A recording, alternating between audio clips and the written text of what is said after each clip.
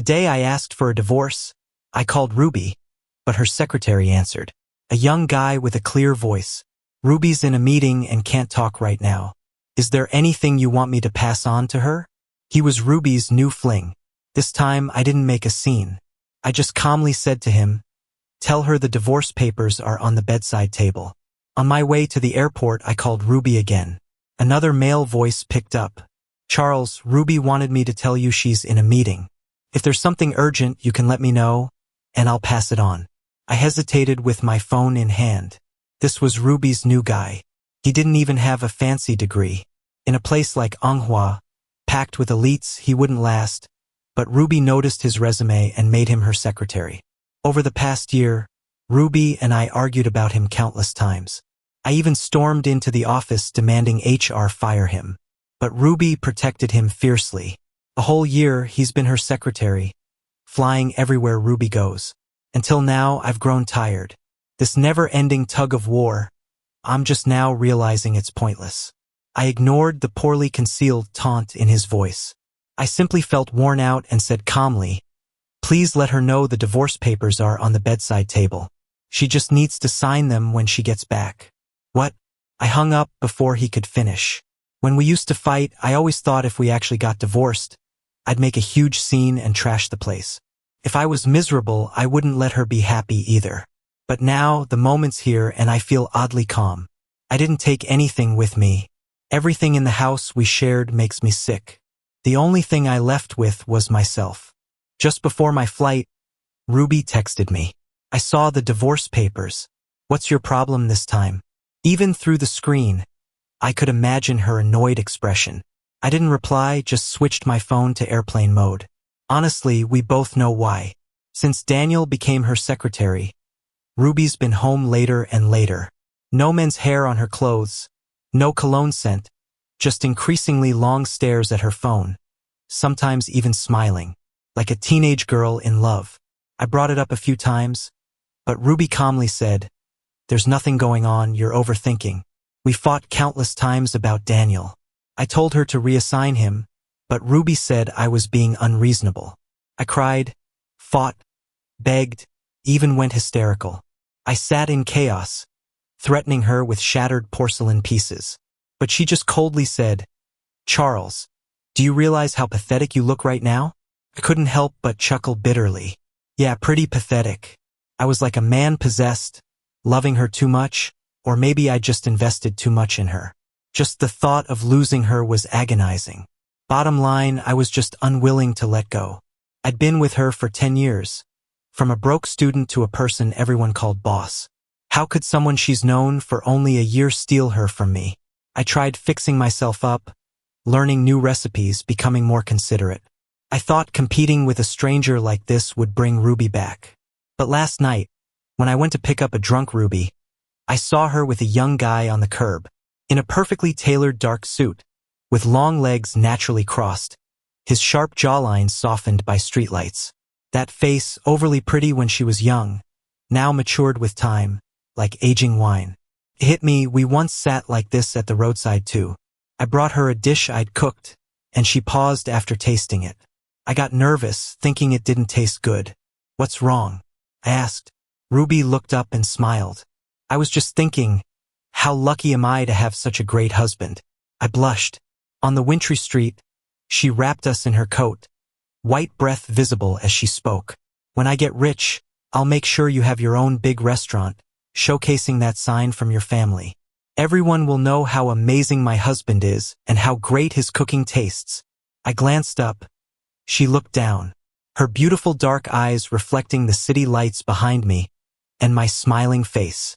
That was so long ago. Long enough that if it weren't for this moment, I might have forgotten. Back then, her eyes were all on me, and like she promised, she got rich. But the person by her side isn't me anymore. "So, how does it taste?" Daniel asked, swinging his feet. "I made these grilled rice balls myself. Took me a while." Ruby held the simple rice ball with a gentle smile. "It's delicious." Meanwhile, the soup I simmered for hours felt like a joke. Ruby glanced up and saw me, froze a moment, and her brow furrowed. "What are you doing here?" Daniel checked me out, smiled cheekily, and waved. Charles, right? I didn't know you were so good looking. Ruby never mentioned you at work. She had too much with some developers today. Oh, is this the midnight snack you brought? He took the container from me and opened it. The aroma of fish soup wafted up, a hint of pepper spice. He took a deep breath. Smells amazing. Charles, you've got skills. Then he glanced at me, smirking. Too bad Ruby just ate. I brought these rice balls from home.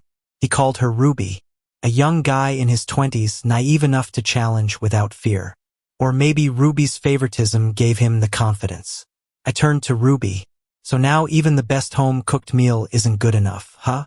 Ruby's expression turned cold. Daniel didn't seem upset, just smiled a bit and said, honestly, it's not about what you eat. It's about who you're with. When you're with someone you like, even a simple meal tastes amazing. But with someone you can't stand, even a feast feels bland. Don't you think so, Charles? I glanced at Daniel and sneered. Yeah, when it comes to a couple like you two, even eating shit probably smells good. Daniel's face darkened, and he fell silent. Ruby stood up, her expression grim. Charles, that's too much. Not wanting to cause a scene in public, I cast my eyes down. Let's just go home. Ruby finished her grilled rice ball, called a driver, and told him, make sure he gets home safe, not caring that I was right there. Daniel pouted as he got into the car, giving Ruby a look that seemed almost like a plea. I watched him go. Just a boy with a spark of youth, even if he acted spoiled. His eyes were clear, just like mine used to be. He even resembled me a bit. I wasn't naive enough to think Ruby was searching for a younger version of me. She liked this type all along, whether at 20 or 30. She was into guys in their early 20s. That night, I didn't argue with Ruby. I grabbed my bedding and went to the guest room. She didn't stop me. Before leaving, I asked one last thing. Ruby, what do you really want? I'd loved her for 10 years. No matter how it ended, I wanted to understand why. With a cigarette between her fingers, she suddenly said, Charles, I'm tired. The orange flame flickered as she puffed out smoke and turned to me. I'm tired of you being around all day, just asking me what I want to eat. I'm married to a husband, not a cook. Is that all you do? I stared at her, the smoke swirling around us. The girl who once held me, saying her dream was to eat her husband's cooking forever, seemed to vanish into that mist. Suddenly, it hit me. The girl I loved had long been worn away by time. She wasn't the woman in front of me now. I didn't say anything more, just turned and left. The next day, Ruby went to work like nothing happened. She didn't explain, probably thinking I'd swallow my pride like before, pretend nothing happened. But after throwing away the stale fish soup no one drank, I went out and filed for divorce. A marriage is like a dish. If you can't swallow it, don't force it. On the plane, looking out at the buildings shrinking into the clouds, I remembered coming to this city for Ruby. She wanted to start a business here, so I left my culinary dreams behind to follow her. When I left, the restaurant owner was distraught, saying, "You're the most promising chef we've had in years. Stick with it and you'll go places. Why quit?" My family had passed down our culinary skills for generations, even earning royal accolades. I wanted to continue that legacy, but all I could think about was Ruby. My parents died in an accident when I was only halfway through learning our family recipes, raised by my grandma after them. When she passed too, I had no close family left. Perhaps because I had so few people in my life, I cherished Ruby so much, always compromising just to keep her. She often skipped meals for meetings, and I would cook for her 3 times a day at home, giving up my dreams to accommodate her schedule, becoming a stay-at-home spouse. But I did it willingly because I liked her. I naively thought love was enough. Thinking about it now, that was foolish. Some things you just can't hold on to. Like the song says, if you can't hold the sand, let it go. Returning after years, my hometown had changed. Old apartment buildings repainted, new faces around. Only the buzz of the street stayed the same, with barbecue scents filling the air by evening. I bought groceries to treat myself. Ruby's weak stomach meant avoiding spicy foods, so I rarely got to eat the spicy dishes I loved. On the bus, figuring out the night's menu, someone suddenly leaned on me. Startled, I saw a young girl in a black hoodie, low on energy. Her dark hair matted with sweat. She wobbled against me, emitting a mix of tobacco and lemon scent. Sorry, she muttered weakly. Low blood sugar, do you have any sugar? Hurriedly, I opened a bag of sugar I bought for cooking. Will this work? Seeing my palm of sugar, she gave a resigned smile. Guess it'll do. With that, she took a little from my hand with her cool lips, making me blush. I stood quickly to help her to a seat. Here, sit down. She nibbled on the sugar, then looked up.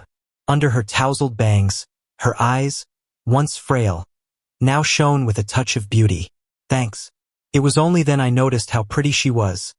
Likely just past 20, narrow nose, delicate monolids painted with a hint of pink overlaid by long, thick lashes that sharpened her allure.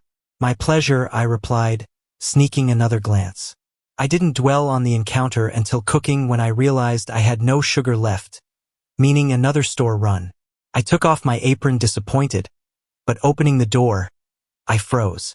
Right at the door next to mine, the girl I ran into on the bus earlier was trying to unlock her door with a key. The moment she saw me, her eyes lit up. So, it's you. You're the new neighbor. Huh? I nodded. What a coincidence. I thought for a second and then made some small talk. You feeling any better? She smiled. No biggie, just forgot to eat today, 'cause I was so busy.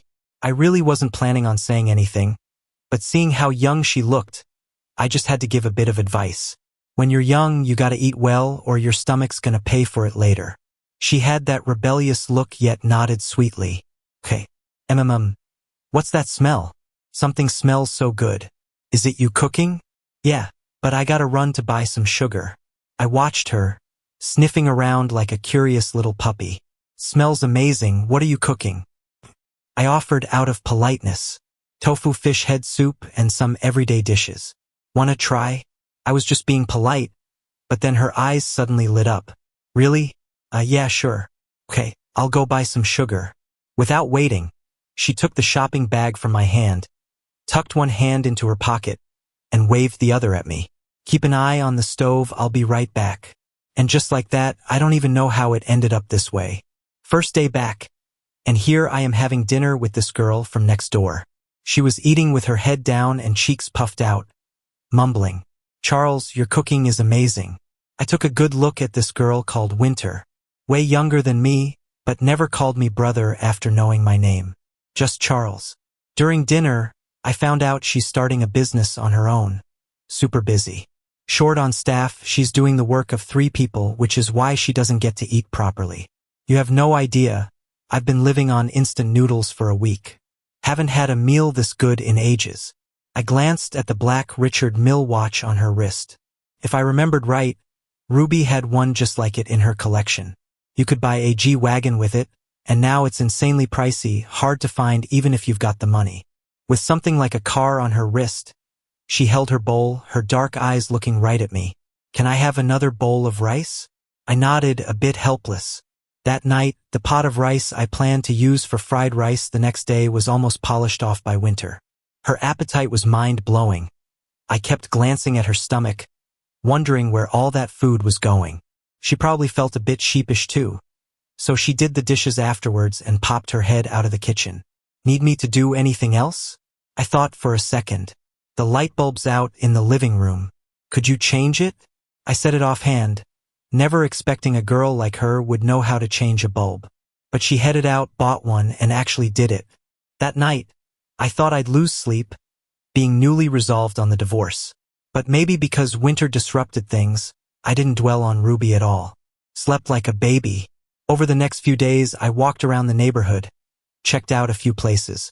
I want to pick up my skills again, chase that unfinished dream. Starting with a little shop. The night crept in, and while I was sitting on the couch, lost in recipes, my phone suddenly buzzed. It was Ruby calling. 3 days since proposing the divorce, her first call since. When are you coming back? Her tone was the same as always, impatient, like I was the unreasonable one. I said calmly, Ruby, I'm not coming back. You really want a divorce? She chuckled. Charles, how long are you going to keep this up? I didn't want a pointless argument. Just sign the divorce papers and mail them to me. If you're unhappy with anything, we can talk. Ruby was silent for a moment. Her tone became somber.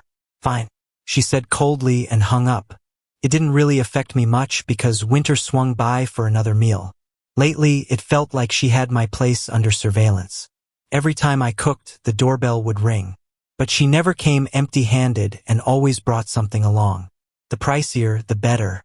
Just got in-season durians, fancy dinnerware, tea cakes that looked aged. If I didn't take them, she'd insist. Said she couldn't eat or use them all alone. Giving them to me meant more meals at my place. She'd even help with the prep work, super handy. After a while, I couldn't bring myself to say no, and kinda stumbled into being meal buddies with her.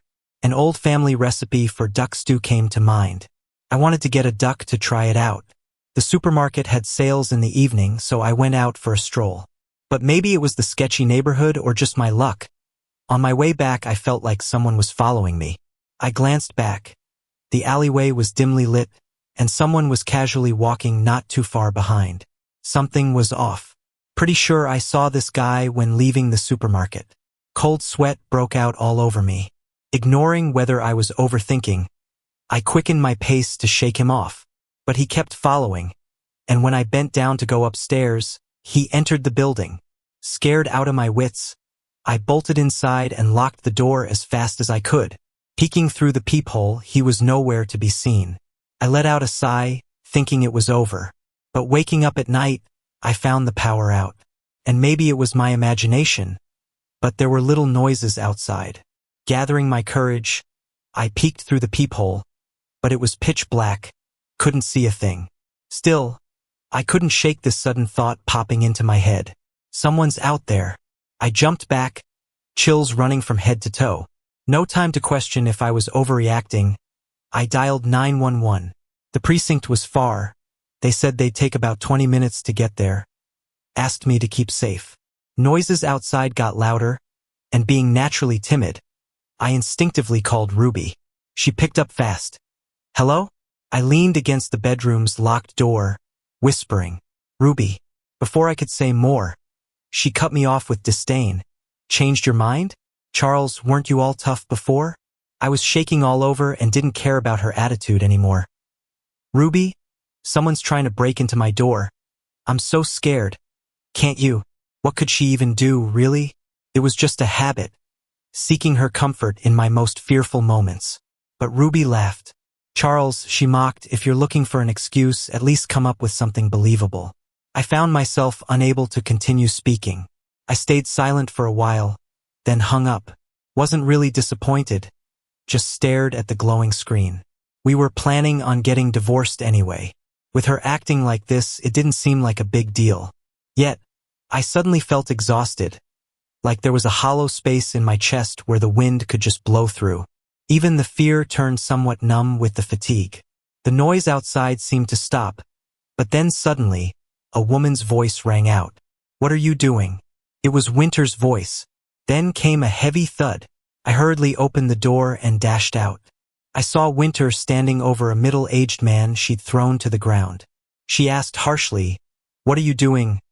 Breaking into someone's door in the middle of the night? The man groaned in pain, looked at Winter with fear in his eyes. No, nothing, I just got the wrong door.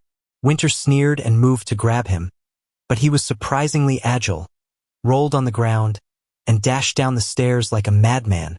Winter, furious, jumped down the stairs with one hand on the railing and grabbed the back of his collar. The man slipped right out of his jacket. Shit, Winter cursed, glanced at me, still dazed, and chose to come back to comfort me. That night, the police came to take a statement. They said the guy was probably a habitual offender, that he'd cut the power waiting for me to come out. Luckily, I hadn't gone out alone. Who knows what could have happened? After they left, I asked Winter, what made you come out? I was just working out, she replied, still upset she hadn't caught the guy. Heard some noise outside, so I came to check. Thank you, I said, my face pale. I wouldn't have known what to do without you today. She looked at me for a moment, then suddenly hugged me. I was enveloped by her presence, her warmth reaching me through the thin sleepwear.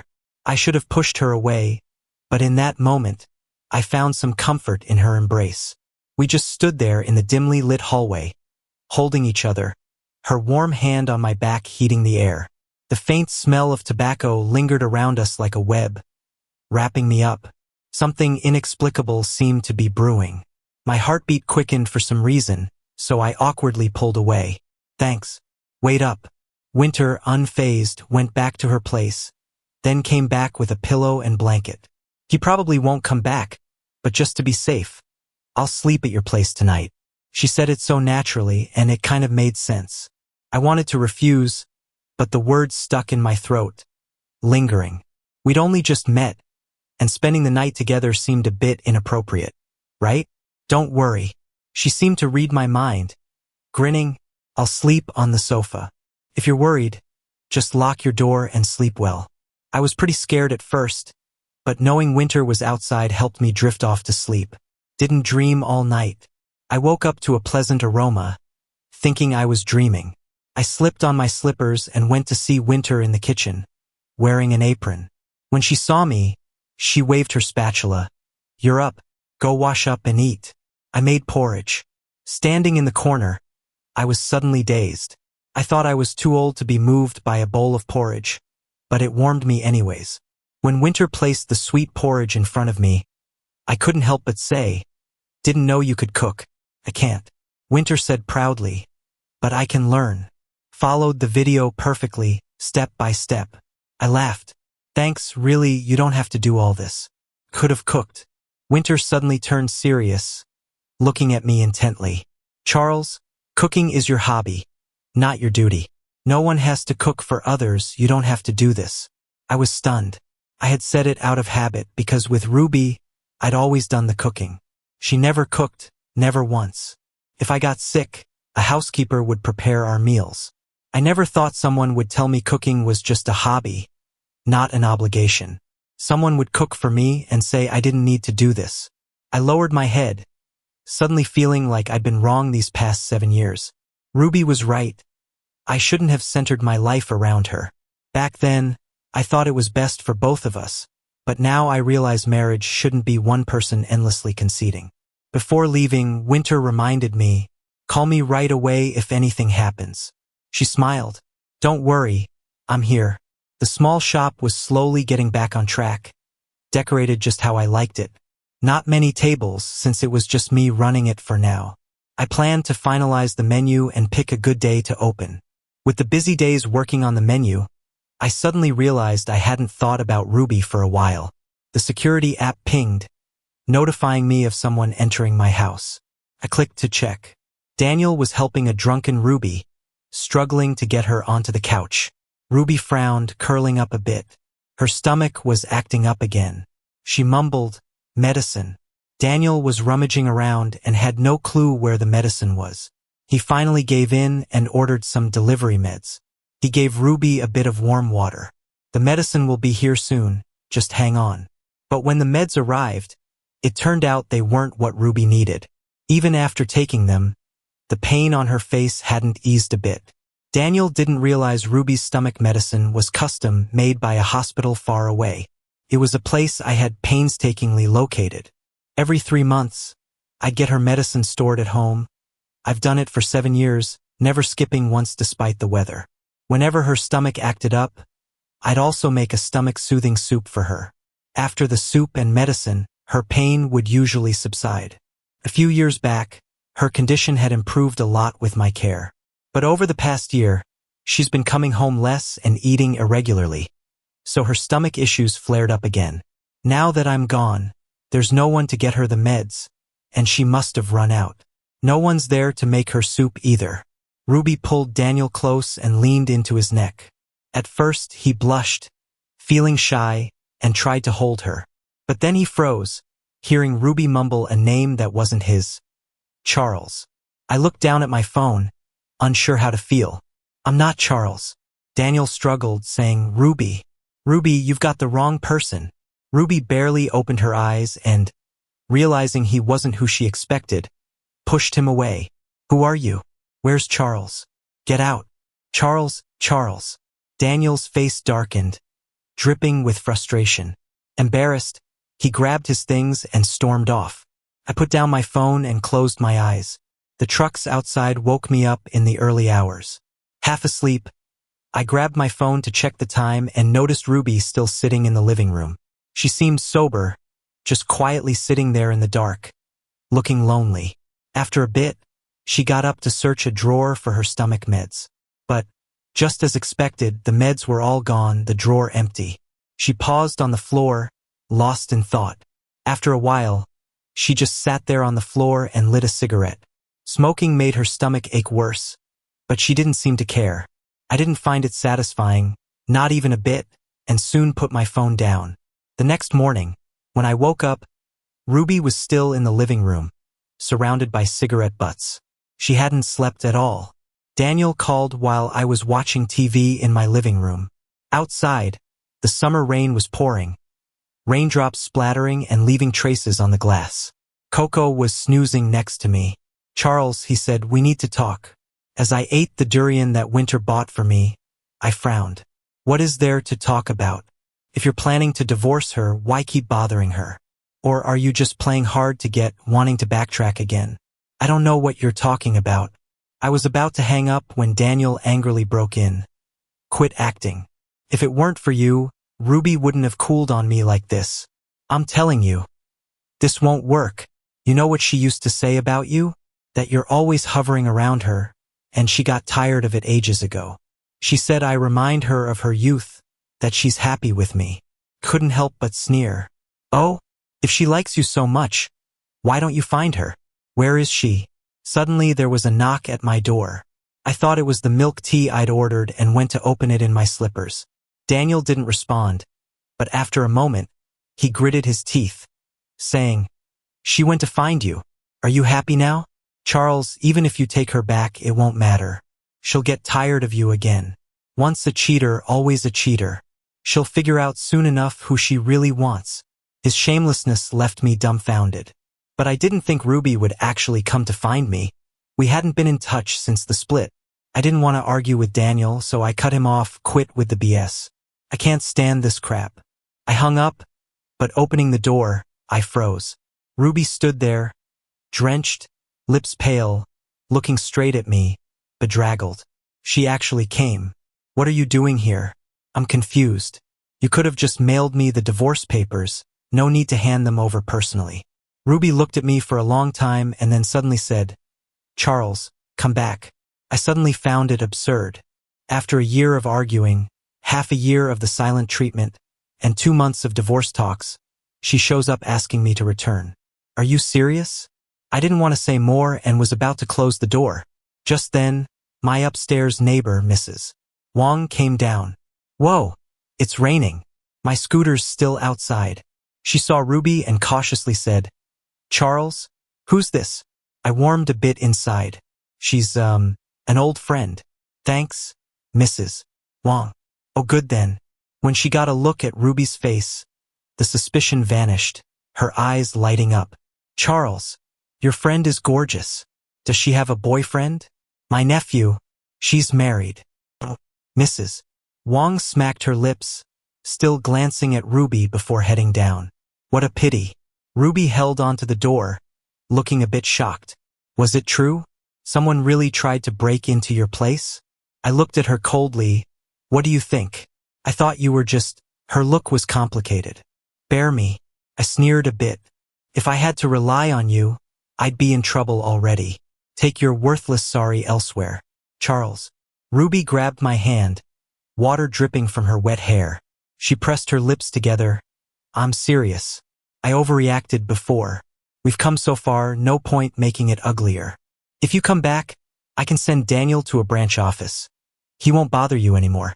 How about that?" I looked at the woman I had loved since my teens, feeling a bit dazed. Ruby was suggesting we act like all was well, while I go back to circling around her as before. Forget her straying, her change of heart, as if nothing happened. But how could I? How can you tolerate someone you love betraying you? But she just said it casually, like she was sure that I'd keep putting up with it for her. Because she knows I love her. She's using my love like a weapon against me. I never realized until now that those pure, passionate feelings from my youth had become twisted and rotten over the years, completely unrecognizable. Get out. I tried to close the door, but she blocked it. Charles, she seemed puzzled. You care about Daniel, don't you? What do you want from me? What else do you want me to do? But then I heard a voice behind me. Charles, who is this? I turned to see Winter, wrapped in just a towel, drying her wet hair, her muscles forming a neat V-line. Ruby froze. For a moment, she looked at me with anger in her eyes. Charles, who's she? I was about to speak when Winter came over and hugged me playfully, reaching out her hand. It's Charles's ex-wife, right? Ah, I've heard so much about you. Nice to meet you. I'm Charles's current partner. Complete nonsense. She just came over because her water heater was broken, and she needed to use the shower. But strangely enough, I didn't correct her and went along with Winter's story. Ruby's face turned pale. For a moment, I thought she would just turn around and leave. But she held it together, took a deep breath, and calmed down a bit. Charles, I can understand if you go out and have fun when you're upset. I don't mind. The way she said she didn't mind had a hint of gritted teeth. Ruby closed her eyes. Come back now, and I'll pretend this never happened. I almost wanted to applaud her for how magnanimous she appeared. I mocked. Ruby, are you trying to say you've cheated too? So we can call it even and continue to pretend nothing happened? Ruby said nothing, but her expression said that's exactly what she thought. I found it laughable. Suddenly, I wasn't sure what I'd been protecting all these years. It felt like it had become an ugly, distorted monstrosity without me noticing. Winter suddenly laughed. She sized Ruby up with a smirk. I heard you found someone younger? Well, who doesn't like them young, fresh, and full of energy? Charles does too. She hugged me tighter. I'm only 21. Charles has me now. Why would he go back to you, an old cabbage? I got everything you have and more. Wake up, lady. She kept calling her lady, but everything she said was like a stab to the heart. I was a little afraid Ruby would pass out from anger. All right, we need to rest, Winter said. Got any cash? If not, I'll transfer some so you can get a hotel. She held me tighter, looking mischievous. We've got things to do tonight. Before she could finish, Ruby slapped her across the face. Well, her mouth was asking for it. Winter wasn't angry. She laughed, wiping the blood from her mouth, and slapped Ruby right back. Enough, I shouted, stepping in front of Winter and glaring at Ruby. Ruby, are you crazy? Winter's fierceness vanished as she grabbed my arm, playing innocent. Charles, look at what she did. It hurts. You're protecting her? Ruby seemed utterly bewildered, not even bothering to wipe the blood from her face as she suddenly exploded. Charles, we've been together for 10 years, and you stand by her side in front of me? You've known her a few days. Yeah. Didn't you stand by Daniel in front of me before? I laughed lightly. Ruby, stop interfering in my life. We're over. Ruby looked at me, dazed. She didn't even flinch when Winter hit her. But after I said those words, she suddenly crumbled, as if her spirit had been completely drained. Fine. After a while, she forced a smile. Charles, you're amazing. I'm leaving. She staggered down the stairs, the dim light flickering over her face. I stood there, my heart aching intensely. Thanks for today. I tried hard to stay calm, but my voice was shaky. Let me treat your injury. I led Winter to the living room and cleaned her wound with iodine. She looked down at me, a hint of rebelliousness in her pretty face because of the cut. We were close. I could smell the scent of my body wash on her. Does it hurt? I asked genuinely. Winter suddenly said, Charles, consider me. I looked up. Winter's gaze was openly aggressive. I'm good-looking, rich, and young and capable. She emphasized capable. Charles, I wouldn't be like your ex-wife. Give it a shot with me. I couldn't help but laugh. She was always so blunt and confident like a cheeky rogue. What's funny? Winter asked, dissatisfied. I'm serious about liking you. I continued applying the ointment, speaking lightly. You don't really care. It's just a whim. You should date someone your age. We're not right for each other. Winter fell silent, her face long. Please, I'm 21, not 16. I know if it's a whim or not, right? Charles, I really like you. Your moronic ex-wife doesn't deserve you. I put the iodine away. All right. It's not that I wasn't tempted. Winter had reasons to be confident. Like she said, it's hard not to be swayed by someone like her. A young, beautiful 21-year-old girl looking you straight in the eye and saying she likes you? Who wouldn't feel moved? But I've lost once before. I can't take another chance. The most beautiful yet fragile thing in the world is a promise. We stayed silent for a long time after the treatment was done. Before leaving, Winter said to me, Charles, I know your last marriage hurt you. It's normal to have concerns. But I'll prove to you that choosing me won't bring you sadness again. When my friends heard about my divorce, they all gently tried to talk me out of it. You went through so much with Ruby. Now that she's got money, you're giving her up to another man? Isn't that a loss? Yeah, I heard Ruby has been distancing herself from that other woman. She used to bring her everywhere, but not lately. Seems like she got transferred to a different branch. People want a change sometimes. It's human nature. At least she still comes home and gives you the money, right? They meant well and they weren't entirely wrong. But this isn't the life I want.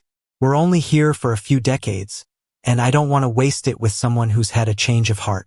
When I got back to Beijing, I felt a bit lost. It had only been a few months away, yet everything seemed unfamiliar. Ruby picked me up in her car. The bruise on her face had mostly healed. We didn't talk much on the drive. Only when we got out did she softly say, "Thank you." I nodded. Grandma was good to me. It's only right to visit her. Ruby's grandma was seriously ill. The only thing she cared about now was her grandchildren and wanted to see Ruby and me. Ruby asked me not to tell her about our divorce, and I agreed. Her grandma had always been kind to me. When she found out I loved smoked meat, she'd send me some every year. Back then, she was already quite old. Her family told her not to bother, but she just grinned and said, "Charles loves it." In just a few short months, Ruby's grandma seemed all skin and bones, her face lined with deep wrinkles. Her half-closed eyes slowly brightened when she saw us, and she reached out her thin, rough hand to hold mine. "Charles, you're here?" My eyes stung. "Grandma." I couldn't say more. She looked at us, barely managing a faint smile. "Don't cry. Everyone has their day. Kids, don't cry. I've lived a good life. Seeing you both happy is enough. I can rest easy." Ruby held my hand, her voice dry. "Grandma, we'll be good." Grandma paused, then looked at Ruby. "Charles has been with you all these years. Now that you have money, don't shortchange him. Be genuine." She hoarse whispered, "True feelings are rare. Someone who truly cares can't be bought." Ruby's hand trembled almost imperceptibly. "Okay." After Grandma rested, outside the room, Ruby took out a cigarette from her pocket, but held onto it. We quietly stood there until she spoke first. "Charles, I realize now where I went wrong. I thought I was tired of the routine, but didn't see how much you did behind the scenes. These last few days I've thought a lot. I wasn't truly into Daniel. It was just something new. We've ended things. I promise I won't make these mistakes again. Let's reconcile. Let's be as we were. We can have a child and be a happy family." Her face showed an odd sense of hope, like she really believed in the future she described. But I found it laughable. Have a kid only to pass on the genes of unfaithfulness? Ruby's smile froze. She sighed. "I know how much I've hurt you. It's okay, Charles. It was you waiting for me before. Now it's my turn to wait for you. I won't give up." Disgusted, I decided to see Grandma one last time before leaving. Suddenly, there were footsteps and an angry voice behind us. "Ruby, did you dump me just to get back with him?" I turned to see Daniel had shown up. Ruby's brow twitched.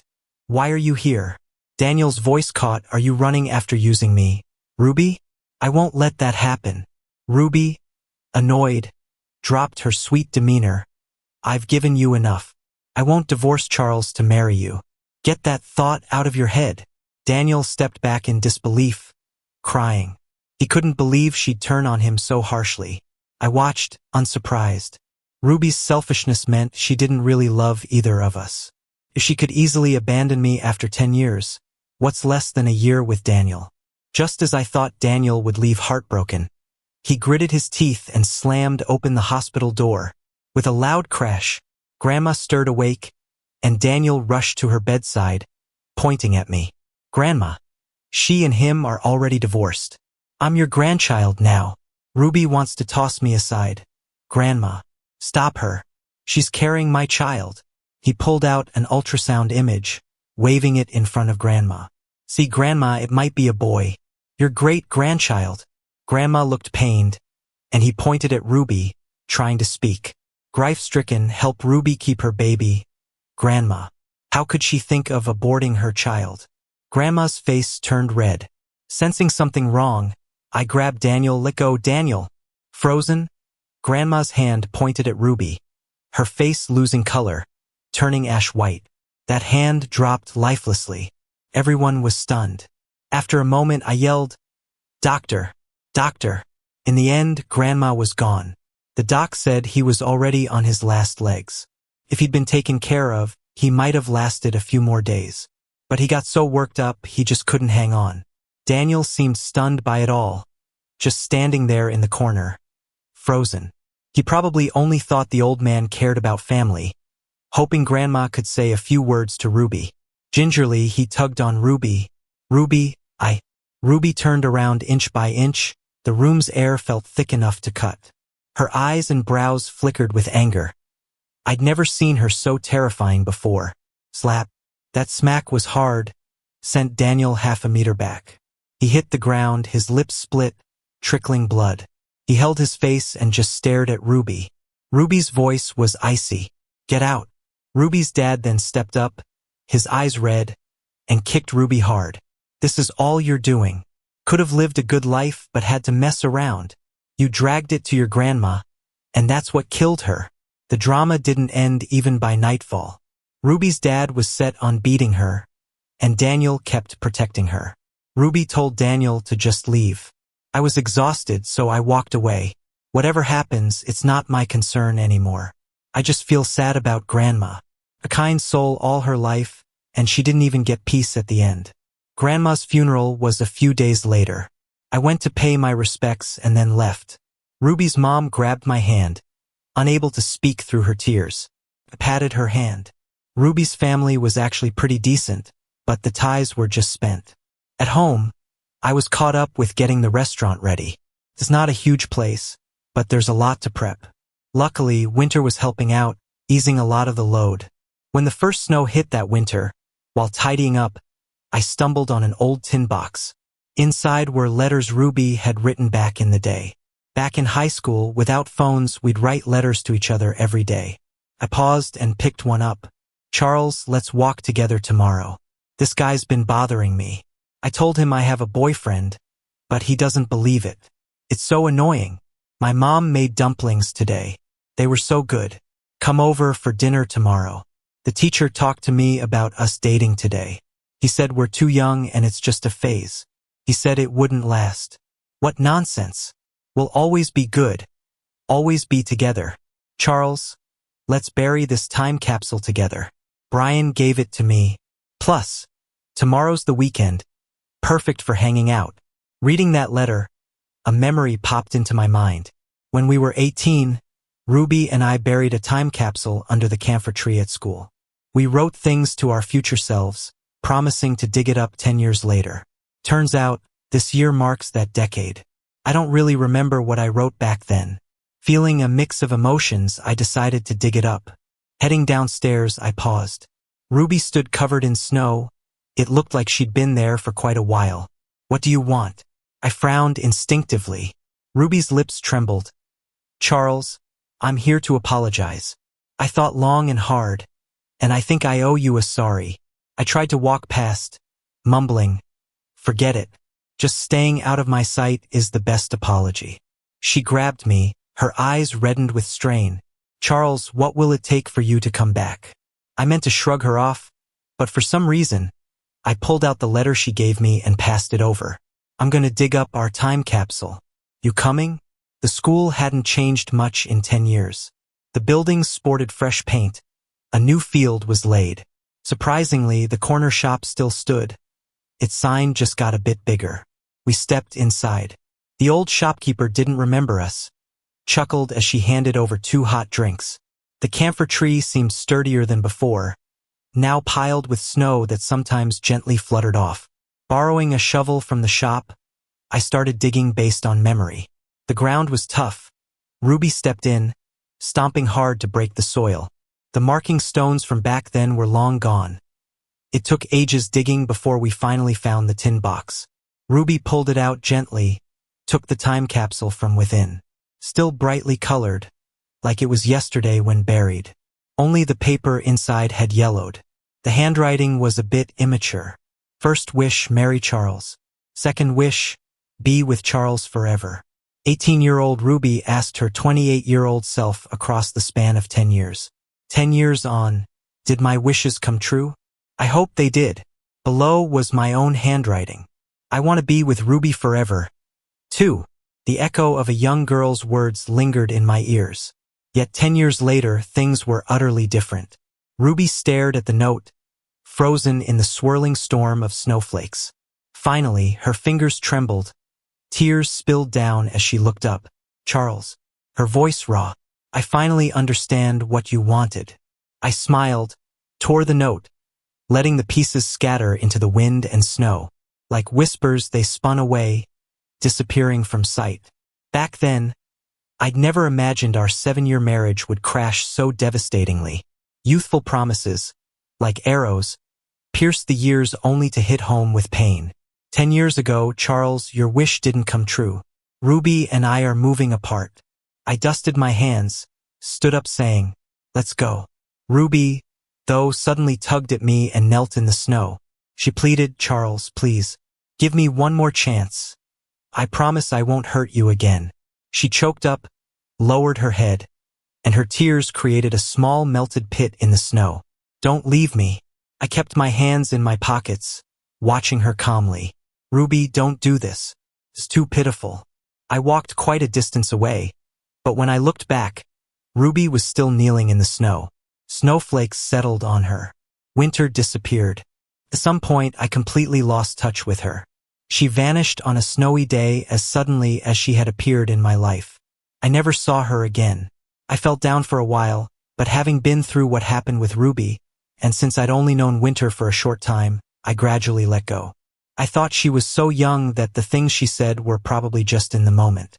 We weren't from the same world, and after a brief intersection, we were bound to return to our own lives. Luckily, my restaurant finally opened, called Jay's Kitchen. I plan to expand and rename it Jay's Dining House in the future. Customers can't stop praising my cooking. In just a few days, the restaurant was bustling, and some even promoted it for me on social media for free. The place got so busy that I had to hire 2 more people to help. Little by little, I stopped thinking about Winter, but sometimes, when I'd see that never-open door at home, I'd still pause. Until one day, after a busy day, I went home, opened the door, and froze. There was Winter, wearing an apron, with Coco on her shoulder, peeking out to smile at me. You're back? I was a bit dazed. It felt like I was back to half a year ago, when we were at our best. You. Winter pouted, then walked over and hugged me tightly, as if trying to merge me into her own body. She buried her face in my shoulder. I'm sorry. That day, my old man sent someone to take me back, saying he was in poor health and insisting I go back to marry and then inherit the family business. I refused, so they took my phone and locked me at home, saying I couldn't come out until I changed my mind. I really wanted to contact you. I tried to run away several times. She lifted her pant leg, showing a fierce scar on her calf with a bitter smile. I climbed down from upstairs once but still got caught. I was stunned, instinctively reaching to touch the scars. Does it still hurt? Winter softened. It hasn't hurt for a long time. So how did you get out? The game I was developing was almost done. After I got taken back, the folks at the company launched it as planned. It blew up, earning over 80 million in just the first day, and the revenue kept growing. I went on a hunger strike in protest. The old man couldn't stand it any longer. Since I had my own business now, he had to compromise, saying I could get a professional manager to handle the family business. She said it so casually, but I could see she had grown thinner and looked haggard. Clearly, that struggle wasn't as easy as she made it sound. Winter hugged me morosely. Charles, what should I do? I went back on my word. I said I'd wait for you, but then I just disappeared. You must have been upset. I patted her back in silence. Outside, it began snowing again, and Winter's voice caught a bit. You have no idea how much I missed you. The old man wanted me to marry, and I didn't even like the guy. I was so scared that when I left, you'd get back together with your ex-wife or be snatched away by someone else. I teased her, yeah, my ex-wife is insisting on getting back together. I've been thinking about it these past few days. Winter didn't say anything. She just stared at me intently. She had single eyelids, and when she looked down, the outer corners of her eyes sloped up sharply, seeming a bit domineering. Surprisingly, she didn't get mad. She merely said calmly, come and eat. I made red wine braised beef. When she pulled out the bottle of wine she'd used for the beef, I nearly spat out my food. She used a 30,000 bottle of Screaming Eagle for braising beef. Oh, you spoiling brat. I lamented. Winter just smirked indifferently. That kind of wine doesn't even make it to our wine cabinet at home. But there's still half a bottle left, so we might as well drink it. I didn't doubt her. That night, who knows how much we drank. We initially just planned to finish the half bottle, but then somehow open more bottles. By the end of it, I was laughing and crying, not even sure what nonsense I was spouting, nearly crawling under the table. Winter propped me up, responding to everything I said with MMHM. When I opened my eyes again, it was already midnight. My head was spinning, debating whether to go to the bathroom. Winter stepped out of the bathroom, loosely draped in a towel. I, still groggy, was suddenly struck by curiosity. After being confined at home, how did she maintain her figure so well? But then I noticed something was off. Winter stood by the window, looking down at me. Then she tugged her towel away with one hand. The moonlight lay across her face, and though she showed no emotion, it seemed creepy enough to make me shiver. What do you want? I propped myself up, instinctively shuffling back a little. Winter smiled, revealing a gleaming white smile. You. Man, young people are terrifying. Before losing consciousness, that was my last thought. Winter and I didn't get together. The next morning, when she woke up and asked for a commitment, I felt like her stare was about to devour me alive. But I was scared of promises made by young women. I feared that my relationship with Winter would end up like the last. I wasn't ready to handle that again. We made a 3-year pact. If in 3 years she still wants to choose me, then we'd be together. Time went on, and my restaurant became a popular spot, bustling with customers. I opened 2 more branches, expanding the business.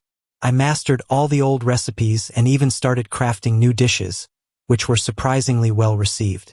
Everything seemed to be improving, and past events felt like they were fading away like smoke. I stopped thinking about it unless someone brought up their situations in passing. The whole drama with Ruby and Daniel was all the rage before, but later I found out Ruby wasn't even pregnant. He didn't want to break up with Ruby, so he tried to use their child as leverage, but it backfired. He ended up causing Ruby's grandma's death, cutting all ties with Ruby completely. I heard Ruby's family got revenge on him.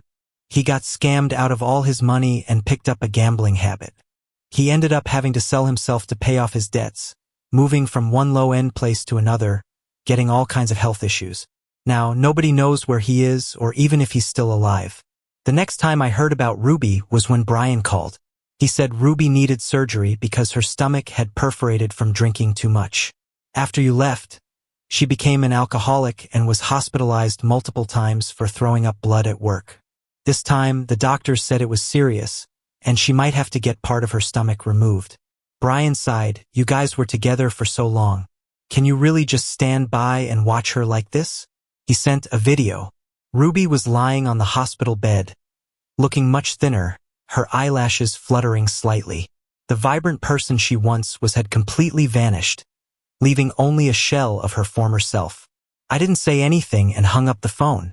I thought about sending Ruby a message but then put my phone down. This was her choice and her destiny. I didn't want to interfere or carry any more weight. That's just how it is.